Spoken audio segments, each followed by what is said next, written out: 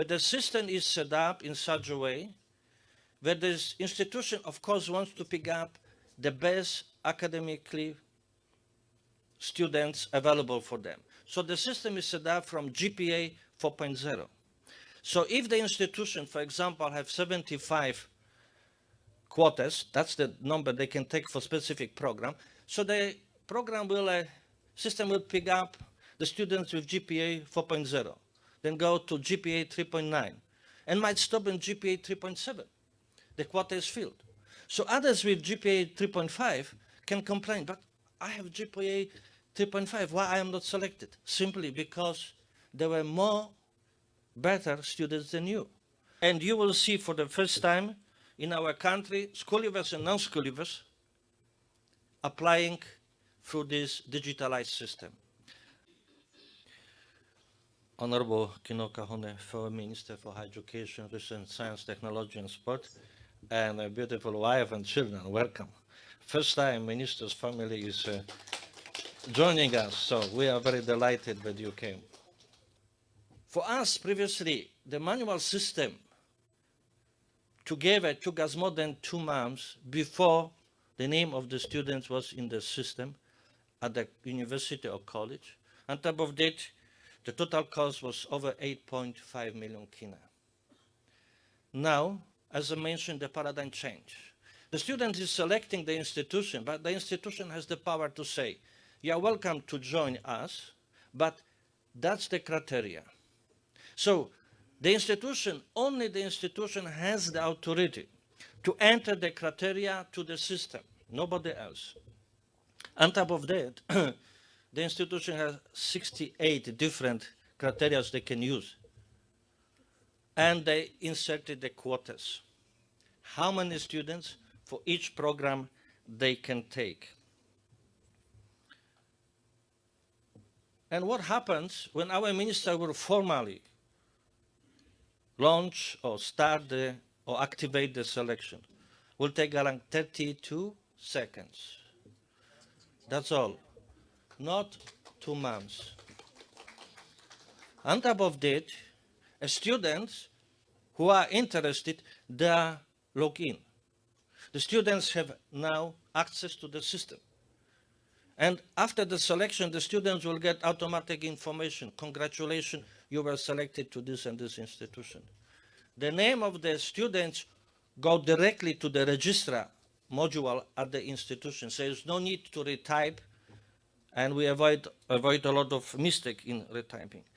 The challenge here is that the system is set up in such a way that this institution, of course, wants to pick up the best academically students available for them. So the system is set up from GPA 4.0.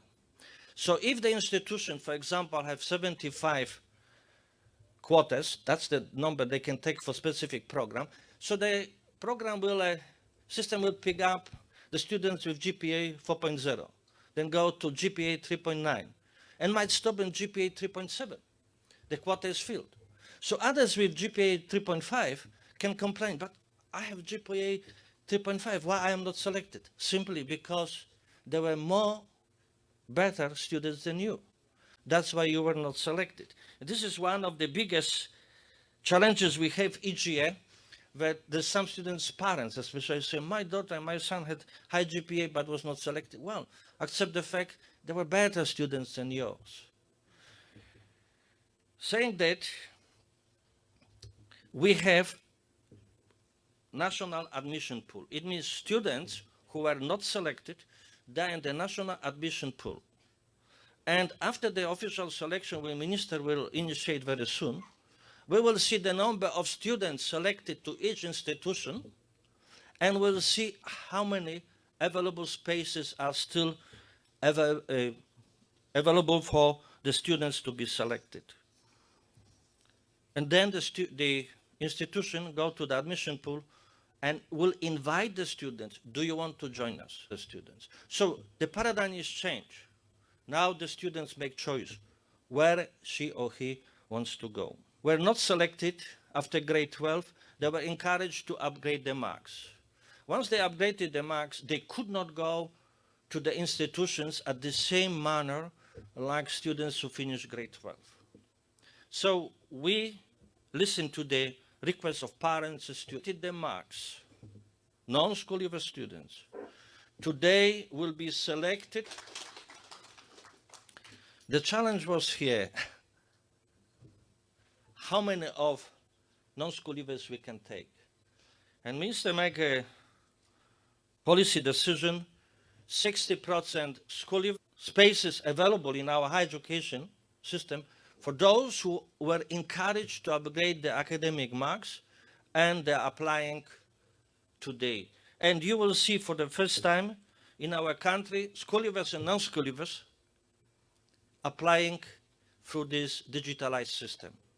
My dear colleagues at our institutions here, I would personally like to acknowledge the contribution made by PCG Academia, who is joining us, and the Deputy Secretary of Research and Innovation and her team working hard to develop the module for non-school leavers. It's a great achievement.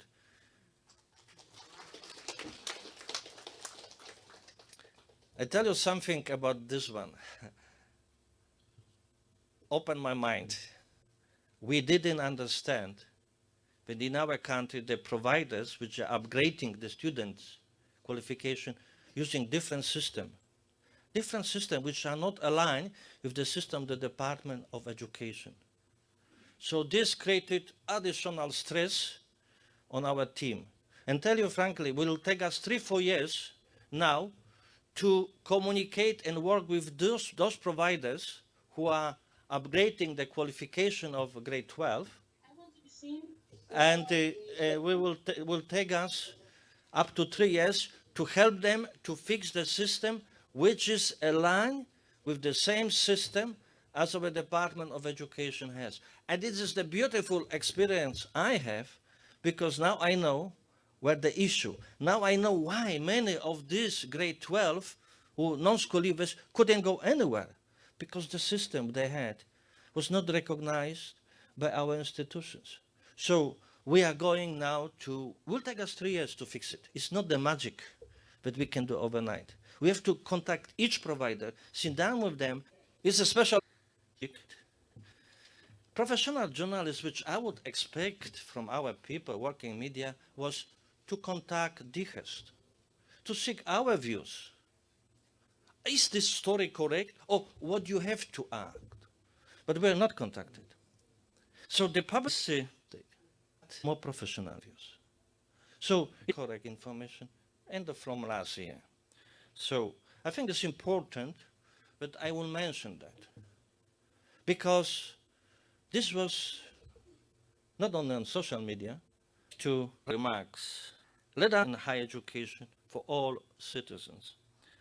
I would like to thank all the stakeholders, institutions, and technical teams at DHERST and PCG Academia for their hard work in ensuring this process continues to succeed. And I would like to take this opportunity to say thank you to our minister, who is very much committed to digitalize the whole higher education sector. And we are now digitalizing wing after wing in DHERST. Now we're in the process to digitalize the whole quality assurance wing. Then we go to the project wings. So DHERST, if everything goes all right, by end of next year will be fully digitalized. And it's a great achievement. It is possible because we have the support of DHERST and our higher education sector colleagues. What you see is not the software which we bought from the shelf. No.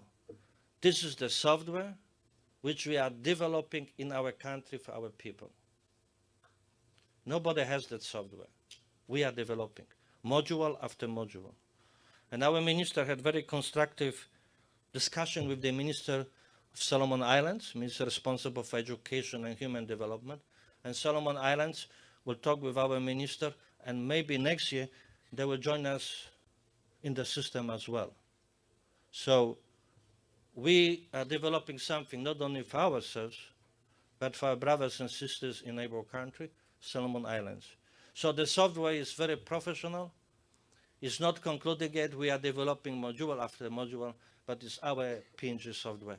And it's possible because we have a minister who is behind it and is fully supporting us. Colleagues, thank you very much for coming. And I am curious to see, like everyone here, how many students will be selected and to which institutions. Thank you for coming this morning. Professor Jan CZUBA for the opening remarks.